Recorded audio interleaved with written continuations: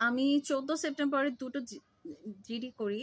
তো interesting part, কালকে আমি থানায় দুবার যাই, আমার নিকটবর্তী থানায়। মানে আমাকে হ্যারাসমেন্ট করার জন্য যা যা করার তা করছে, কয়েক বছর ধরেই করছে। একটা পুলিশ দল, টেররিস্ট অ্যাটাকের শিকার হয়েছিলাম আমি আর আমার মা, যেহেতু আমরা বাসায় একা থাকতাম। আচ্ছা যাই হোক, ওটা অন্য ঘটনা। পার্সোনাল পারপাসে আমি একটা জিডি করি, আর একটা হচ্ছে আমার ইউটিউবটা হ্যাকড, আমার জিমেল হ্যাকড। মানে কে কি করে আমি বুঝি না, প্রাইভেট ভিডিও দেখে, মানে তামসা একটা। হ্যাঁ, আমার মোবাইলটা একটা তামসা হয়ে গেছে। আমি বাসায় আমি কি রঙের অন্তর্বাস পরি এটাও তারা জানে, কি করি না করি সব জানে। হ্যাঁ, তাদের সব জানা লাগবে। তারা নাকি, এটা নাকি মুসলিম দেশ শুনলাম, এটা মুসলিম দেশ, ভাবতেই ভয়ঙ্কর লাগে। মুসলিম দেশ এত ভয়ঙ্কর হয় কিভাবে? আস্তাগফিরুল্লাহ। যাই হোক, নামাজ ছেড়ে দিছি, রোজা ছেড়ে দিছি, ধর্মটা এখনো ঝুলে ঝালে আছে, এখনো মুসলিম। আসলে মিথ্যা কথা বলা কিছুই নাই, ওটা মানে জাস্ট মুসলিম, মানে জন্মসূত্রে যা বলা চলে। তো 14 তারিখে এই পেপারটা জিডিটা নিতে চায়নি, তারা অনেক কাহিনী বানিয়েছে। আমি জানি কাহিনীর উপর কাহিনী বানানো যায়। হ্যাঁ, তো জিডির ব্যাপারে আইনের কততম ধারায়, কোন সেকশনে, কোথায় লেখা আছে যে 1 পৃষ্ঠার বেশি জিডি করা যাবে না? হ্যাঁ, আবার আইনের তো ব্যতিক্রমও আছে। আইন যেমন আছে, আইনের কিন্তু ব্যতিক্রমও আছে, এটা একটু জেনে রাখবেন আপনারা। অনেক পুলিশ অফিসার তো অনেক কিছু জানেও না, বানানে থাকে 101টা ভুল। যাই হোক, তারপরে হচ্ছে গিয়ে সে নিবে না সেটা অভিযোগ হিসাবে পরে নিল। তারপরে আরেকটা জিডি ছিল, সেটা হচ্ছে আমার ওই যে ইউটিউব চ্যানেল পারপাসে, সেটা নিয়েছে জাস্ট পেপার। হ্যাঁ, জাস্ট নিল, ওই পর্যন্তই। তারপরে কোনো খোঁজ খবর নেই। আমি ফোন দিলাম এসআইকে, এসআই ফোন ধরেনি। তো আমার আসলে কাউকে এভাবে ফোন দিতে আমার মানে আমার রুচিতে বাধা, আমার আসলে আমি পারি না, আমার ভালো লাগে না। তো 999-এ ফোন দিয়ে একবার, মানে মোহাম্মদপুর থানার আমি নাম্বারটা আমার কাছে ছিল আমার মোবাইলে, তো সেই নাম্বার দিয়ে আমি মোহাম্মদপুর থানায় ফোন দিই যে আপনার এসআই তো ফোন ধরছে না, সে তো আমাকে কালকে বলেছিল যে তার সারাদিনই ডিউটি আছে, সে সারাদিন অফিসে থাকবে। তো যাই হোক, উচিত ছিল তার ফোন দেওয়া। হ্যাঁ, আমার হিসাবে আমি যতটুকু জানি তার যোগাযোগ করা বা কিছু একটা। যাই হোক, সে এরপরে যোগাযোগ করে, মানে যোগাযোগ করে না। তারপরে ওই থানার যে জিডিরত অফিসার ছিল, যে ফোন রিসিভ করেছে, সে তাকে বলে, আমাকে বললো যে হ্যাঁ এখন ফোন রিসিভ করবে। তারপরে সে ফোন দিলাম, ফোন ধরলো। তারপর বললো সে ঘুমোচ্ছিল, তারপর তার বাড়ি ধারণা বনানীতে যাওয়া লাগছে কি একটা কারণে, হোয়াট এভার, আমারটা জানা দরকার নেই। সে এসে শুনে সে কথা নাকি কিছুই বুঝে নাই। কথা বুঝে নাই ভালো কথা, পেপারটা তো ছিল, পেপারে লেখাটা পড়ার মতো সময় তার ছিল না, সে খুব ব্যস্ত। তো সেই পেপারে লেখাটা সে পড়েনি, আমার কথা সে বুঝে না, ভালো কথা। সে ওই আগে মানে আমার যে আমি একটা কথা শেয়ার করেছিলাম, সেখানে কি হয়েছে ওটা জানার বিষয়ে তার আগ্রহ খুব বেশি। সেই কথা নিয়ে তারা নাচানাচি করছে। উফ, এই মাইক বাহিনীদের অত্যাচারে থাকা যায় না। সারু বাহিনী, জুতা বাহিনী, নষ্ট মোবাইল, দেশটাই তো নষ্ট হয়ে গেছে, এখন কার কাছে বিক্রি করা লাগবে? আস্তাগফিরুল্লাহ। তো এসআই এলো, আম্মু আর আমি ছিলাম। তো বললো যে মাদুর কথা একটু বুঝছে, আমার কথা কিচ্ছু বুঝে নাই, কাগজের কথাও বুঝে নাই। কালকে আমি দুবার যাই পুলিশ স্টেশনে। প্রথমবারে যখন যাই, ওই যে ডিটি অফিসার ছিল কি বাহানা টাহানা করলো, যাই হোক ওনার কথা বাদ দিলাম, কারণ ওনার দায়িত্বে ছিল না। আর এমনিও মোহাম্মদপুর থানা একটু মানে ওদের রুম বোধহয় চেঞ্জ হয়ে গেছে। যাই হোক, এরপরে কি হলো, আমি যখন তাকে ফোন দিলাম, বললো যে ফোন দিতে এসআইকে। তো ফোন দেওয়ার পরে সে আমার সেকেন্ড জিডিটা সে রিড আউটই করেনি। হ্যাঁ, এটা যে আমার আরেকটা জিডি আমার চ্যানেলের, সেটা সে ভুলেই গেছে, সে জানেই না। এবং সে এই জিডিটাও আমি মানে এখন দেখাতে পারছি না, সে এই জিডিটা মানে বুঝে নাই।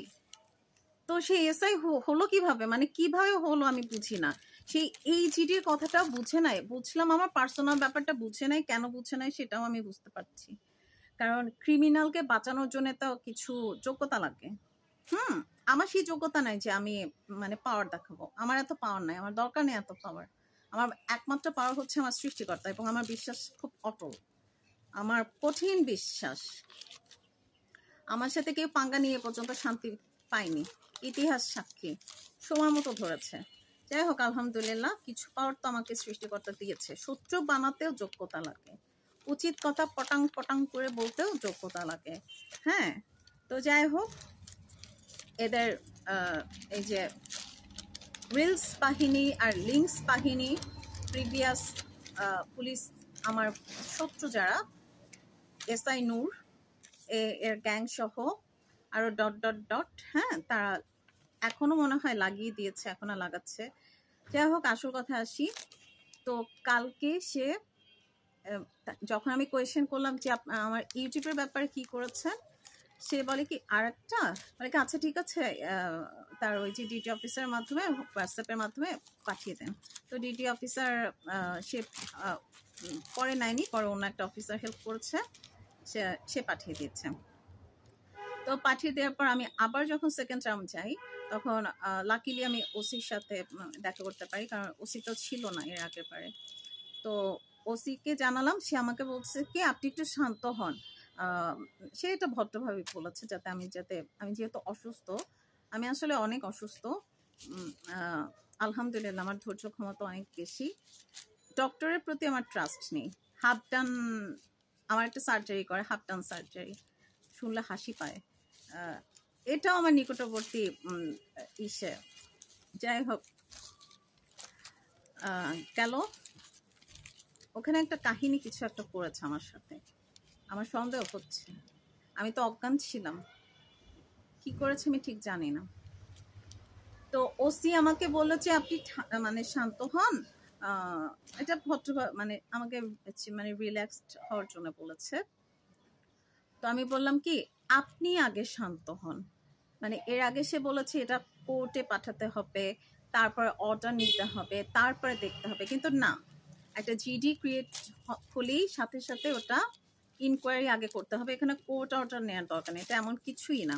পরবর্তীতে কিন্তু আমি আরেকটা জিডি করি আমার ওই পার্সোনাল ব্যাপারে, যে এসআই সে ভালো না, মানে সে কাজে ঠিক মতো করছে না, আর কিছু বললাম না। হ্যাঁ, তো তারপরে অন্য একটা এসআই এর দায়িত্ব দেয়, সেটা হচ্ছে 19 তারিখে।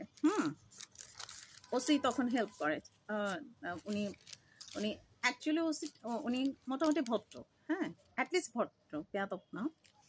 তো এরপরে আমার ইউটিউব চ্যানেলের ব্যাপারে যখন ওসিকে বললাম যে আপনি একটু শান্ত হন, আপনি আগে এই জিডিটা করেন, তারা জাস্ট একটা জিডি নিয়ে বসে আছে। ওখানে যে দুটো জিডি করা হয়েছে তারা দেখিনি, জাস্ট মনে হয় তাদের মাথায় কেউ ঢুকিয়ে দেওয়া হয়েছে বা রেড অ্যালার্ট জারি করা হয়ে গেছে, আমি যেটা জানি না। সিক্রেটলি তারা পুরো দেশে বোধহয় এটা করে দিয়েছে যে এই নারী যেখানে লিগাল এইড পাওয়ার যোগ্যতা রাখে বা লিগাল হেল্প নিতে চাবে তাকে লক করবেন। হ্যাঁ, আমি কিন্তু আর কিছু বললাম না। এটা কিন্তু শুধু বাংলাদেশ না, আমাকে কিন্তু মনিটরিং করছে শুধু আপনাদের এই শুধু সো কল্ড বাংলাদেশ না, আমি এখন এই পর্যায়ে নাই। আপনারা আমাকে পচাতে চেয়েছেন, ডুবোতে চেয়েছেন, কিন্তু আমি কিন্তু মিসরিপ্রেজেন্টেশন করেছেন যেভাবে হোক, আমাকে কিন্তু এখন অনেক দেশই চেনে, অনেক দেশই জানে। আপনারা মুসলিমরা যে কতটা ছ্যাঁচড়ামি করতেছেন একজন নারীর সাথে, যেটা আপনারা যদি কোরআনও মানেন, হ্যাঁ, কোরআন বলেন, কোরআনের কথাও আসে না। যাই হোক, তখন ওসিকে আমি বললাম যে আপনি শান্ত হন, আপনি শান্ত হয়ে এটা পড়েন। তো তারপরে যখন পড়ছে, মানে আমি বললাম যে আমার ইউটিউব হ্যাক, এটার জন্য কোর্ট অর্ডার লাগবে না, কোর্টের কোনো অর্ডার লাগবে না, এটা জাস্ট সাইবার ইউনিটে পাঠাবে, সাইবার ইউনিটে পাঠালেই হবে।